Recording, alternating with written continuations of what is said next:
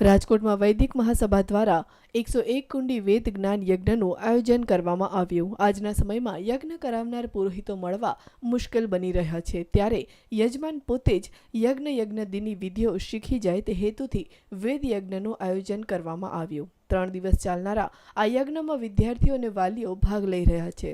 યજ્ઞ થકી વાતાવરણની શુદ્ધિ થાય છે, ત્યારે આજે દિવસે ને દિવસે પ્રદૂષણ વધી રહ્યું છે, ત્યારે યજ્ઞ અનિવાર્ય બની જાય છે। રાજકોટની અંદર યજ્ઞ પ્રેમી લોકોને યજ્ઞ કરતાં શીખવાડવાનો આ કાર્યક્રમ છે। યજ્ઞ તો અનેક લોકો કરાવે છે, પરંતુ યજ્ઞનું પ્રશિક્ષણ આપવું એ બહુ કઠિન કાર્ય છે। આ કાર્ય કોઈ કરતું નથી।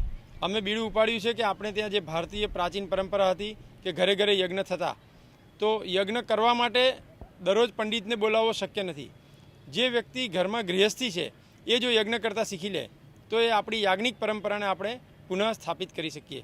એવો જ એક આ પ્રયત્ન છે કે અમે 108 હવનકુંડ ઉપર યજમાનોને પ્રશિક્ષણ આપી રહ્યા છીએ અને અમને પૂરો વિશ્વાસ છે કે 6 સત્રમાં તેમને યજ્ઞના મંત્રોનું ઉચ્ચારણ, એની પાછળ રહેલી ભાવનાઓ, યજ્ઞથી થનાર આધ્યાત્મિક લાભ, યજ્ઞથી થનાર ભૌતિક લાભ, આ બધાની જાણકારી અમે આપી રહ્યા છીએ। યજ્ઞ દ્વારા યજમાનોને યજ્ઞની વિધિ શીખવવામાં આવશે। મંત્રોના ઉચ્ચારણ તથા તેનાથી થતા આધ્યાત્મિક લાભોથી સામાન્ય માણસ અવગત થાય તે આ મંગળ અભિયાનનો શુભ હેતુ છે। News online, Rajkot.